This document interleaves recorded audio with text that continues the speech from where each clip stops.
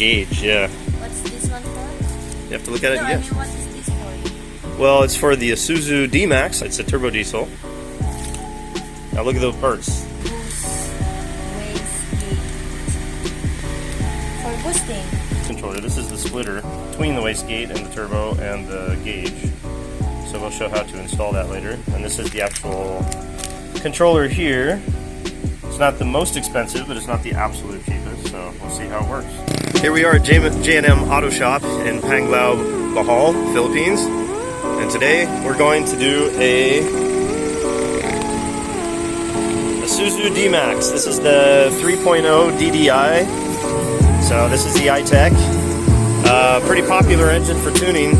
Today we're going to do the stainless exhaust. And maybe we'll find the same kind of gasket restriction that we found on that Ford Ranger bi-turbo 2-liter. So let's check it out.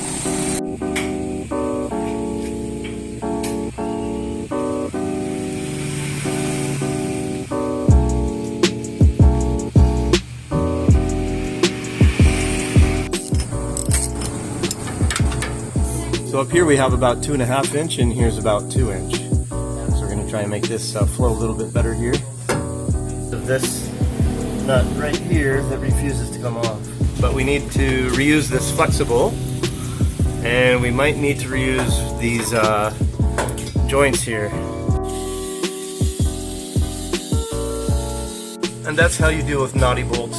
So it actually does go down to a bit smaller than 2.5 inch. And the step inside, that sleeve there fits inside of the flanged turbo exhaust manifold. So there's not really much we can do there, but we can open up the rest and lighten it up. So that exhaust flange there is just too specific for us to modify. So we're just going to have to accept this as it is and eliminate the muffler and all the back stuff. So we'll still get more sound and better flow and shave off quite a few kilos.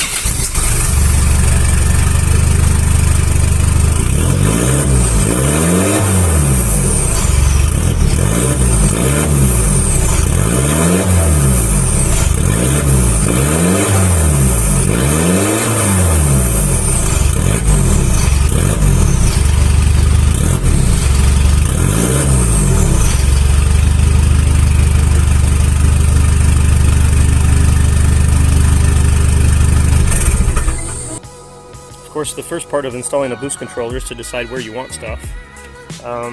There's these holes here. I'm thinking maybe that'll go there.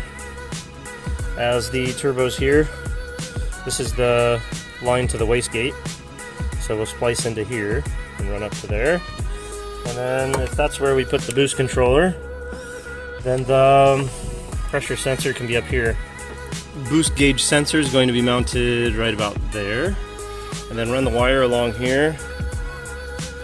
And the most annoying part of these jobs on newer cars is trying to find where to get the wire through the cowl from the engine compartment to the inside of the car. First I punctured a hole basically with a screwdriver in that rubber grommet right there.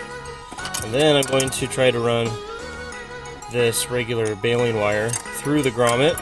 Then on the other side I will hook onto the wire harness for the boost gauge and attempt to pull it back through. Okay, now my baling wire is through the grommet there, the wire at the main wiring harness. Now the trick is to see if I can actually find it on the inside of the car. And it starts. Where that wiring harness is, that's where my baling wire is attempting to poke through. So I've just got to dig around with my finger now on the back side of that insulation, and I'll bet it's bunched up behind it. So attempt to pull the baling wire through, then I'll hook it onto the wiring harness for the gauge and pull it back through the other side. And I'm going to do a needle and thread style pull here. So I'm going to try to get at least like this much through, and then I'll pull the this one that goes to the pressure sensor the rest of the way through, and then run it across the firewall to the pressure sensor side over at the turbo. Difficult to see the grommet there with these brake lines and such around it, but it's there. And it did come through, so that's good. It's the most annoying part of this job, actually. There we go. There is a free cookie in this project, right here. These are unused factory clips, and the wiring harness can just pop right in. So it's nice and convenient. And I'll just do that all the way along. I'll just pop that one in here as well, and go all the way over there to the turbo side, and connect up with the pressure sensor. Driving position for myself and the owner, who is a bit taller than me. So this would be his view and my view as well. So got a pretty good shot down there to the boost gauge. So I think I'm going to call that pretty good. I have to say I'm quite happy with these, but these Dyno Racing gauge kits, they do give you enough wire and tubing, which is really nice. So I already used one in my Pajero, so that's why I continue using them. There's the Pajero gem sitting right there, and I've had pretty good. These are also Dyno Racing. They're not expensive, and I've had those gauges for over a year, I think. They're still working perfectly fine. The wire that they give you is plenty long. Comes all the way to there, and there's the turbo. So the boost controller is going to be there, pressure sensor there. So get it all hooked up and start doing some adjustments on the turbo. But the instructions for wiring is really unclear, or non-existent really. So this middle plug is to the vacuum sensor inside the engine compartment. So black goes to black on the sensor, red to red on the sensor, and then white here goes to green on the sensor. So it's actually pretty easy, that part. And then this one over here, I've got an extra harness in my hand. So the red goes to all the time power, black to ground obviously, and the orange and white, one can go to the light switch, the other can go to accessory on off. I have the orange and red together on accessory power. So this comes on when you turn the key on.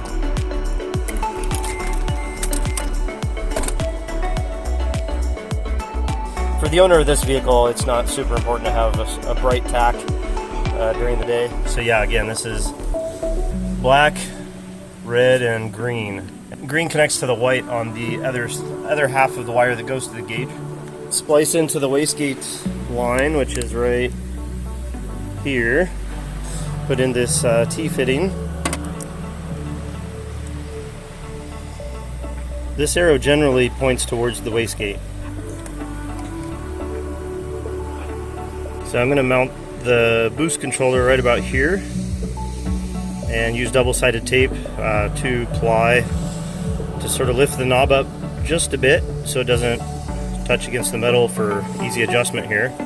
And then I'll do a zip tie around there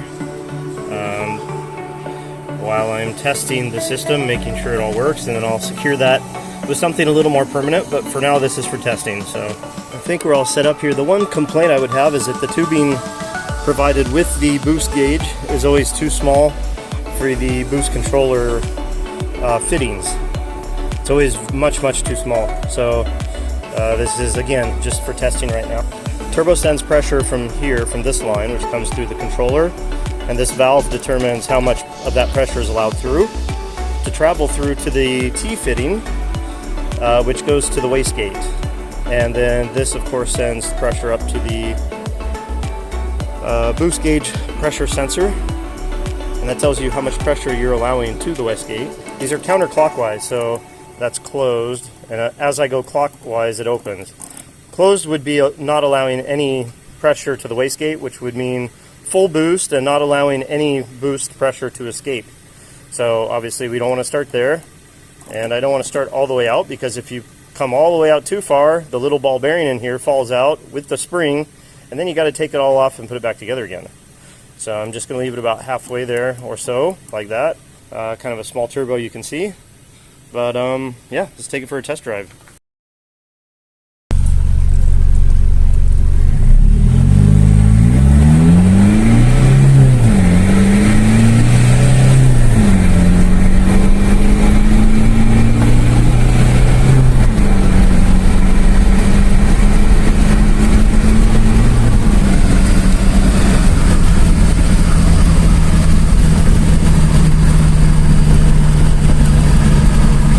Looks like I was hitting about 20, so don't really need the boost controller because the turbo's too small to overboost. So I've just disconnected the wastegate, and I'll plug that line, and then this goes directly to the boost pressure sensor. So just to make sure we can monitor that. People seem to say that they're good up until about 25, 26. So I think at 20 we're fine. So I'm just gonna finish up the wiring and call it a day. The plastic tubing they give you with the boost gauge and the sensor system, it's very difficult to get on here. And as you can see, the owner of the vehicle called me and said the gauge is no longer working. Immediately what I suspected, so I already came here with hose in preparation, and that's exactly what it was. So yeah, this stuff, you better keep it for your fish tank instead of your car. Listen to it. Wow, this sounds great. I'm glad you're happy with that. So, all right, now we're gonna hit it. We're gonna add some speed here. Listen to it. Listen. That's nothing. You haven't even dipped into it yet. So I'm gonna actually hear. Is that it? Is that the turbo? Yeah.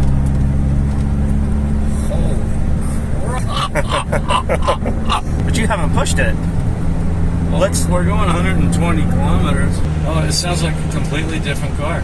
I never knew an exhaust could have such impact. Well, they do on motorcycles, so why wouldn't they on cars? Absolutely. Yeah. They just help everything breathe better. Yep. So the turbos can start spinning sooner. They can spin longer and faster. Mechanical statistics. What exactly does a turbo do? Okay, yeah, no worries. The exhaust pushes a fan that spins around, and then on the other side, that's connected to a smaller fan usually that is on the intake side.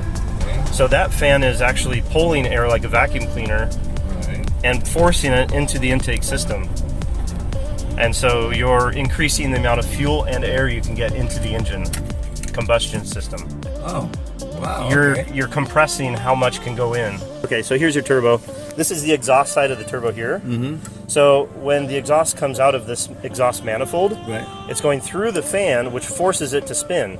Okay. And then it goes out. Right. On the other side, connected by a drive shaft between the two, this is the intake side of the turbo. So there's also a fan here, which is pulling air from the air cleaner down. Sorry, I got that backwards. This is from the air cleaner here, then forcing it through here. Now it goes down to an intercooler up here, comes back through here, and being forced into the intake. So you're like I wouldn't say doubling it, but you're increasing it.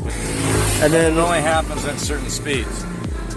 Yeah, usually higher RPMs, and there's a lot of things you can do with different sizes of turbos. Like this is a smaller one, right? So this is more active at lower RPMs. Okay.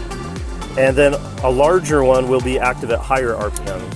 So a turbo is just like a spins around. Just a fan. It's a fan with wings. Yeah. Oh, okay. Yeah, with fins. Except for it looks a lot like. Have you ever seen a turbo jet engine? Yeah. Okay, so you know the fan inside of a turbo jet engine. Many fins. Okay. Right. Okay. Now this is your intercooler. Condenses the size of the air that the turbo is pushing in. So not only are you pushing more air in, but it's compressed as well. Correct. Right. You're compressing the packets of air into smaller sizes so that more can go in. Just snap those down. I'll let you do it. I think there's 4. Yeah. And then that should come up and over. Yeah, there you go. I can even hold it, and you can pull that one out. Let me see if I can move that. Yeah. Look at that. I mean, folks. it looks That like it's been disgusting. Absolutely disgusting. Despicably disgusting. despicable. Hey, Mr. Cow, what do you think of that air filter? He says, I'm not impressed. Okay. But Mr. Cow, what do you think of this one? Wow, I am impressed. He's going to charge us. He's excited. Oh, I guess God, that's right, it's red. Right. Give it away from him. Hey, Chris. Man, you do follow me around. You do follow me. He's everywhere. He was yesterday. We were welding on your car, and he was there. I was looking what you guys doing.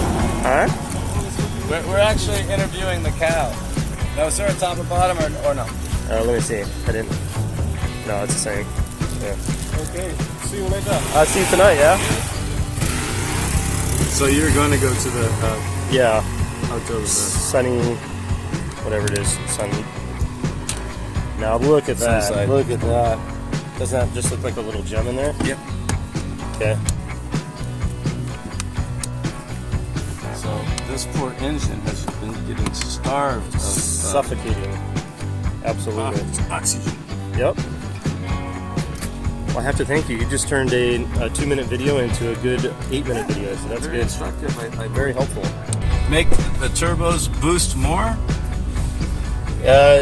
Not exactly. Okay. So with this boost controller, we're controlling how much pressure we are allowing for the intake system. Okay, but if the factory says this much is unsafe, No, it's very, very conservative. okay, so we're gonna override that. Yeah, it's Okay. online. There's guys who have tested and tested and tested, and they know where the safe amount is. Okay. For this car, they say 26. It's like on the Ford Raptor that we did, Massimo's Raptor. They actually put a restrictor plate in the exhaust to reduce the amount of horsepower. And the reason for that is that they don't want a cheaper model to have close levels of horsepower with a more expensive model. Makes sense. Listen to the sound. Listen to the sound. This truck's a race car. I'm a maniac. You created a monster. You created a monster, man. All right, man, what do you think? I think I need to be careful. Yeah, it makes you want to play, doesn't it? Yes, it does. Do I take my Harley or do I take my now I got my speed truck? Wait till I get my new tires. And we talked about already larger diameter tires. Yep. So the taller you go, the lower your gearing is. Okay. Now we're going to put larger tires on here to get a little slightly better fuel economy and a better top end. These are, what are they? 245, 70, 16. We're back at the shop where we did the muffler, the stainless muffler on this D-Max here. And just popped in to see if they happen to have some tires. And not only do they have the perfect right size tires, but the wheel spit as well. So we're going to take the set of 4 there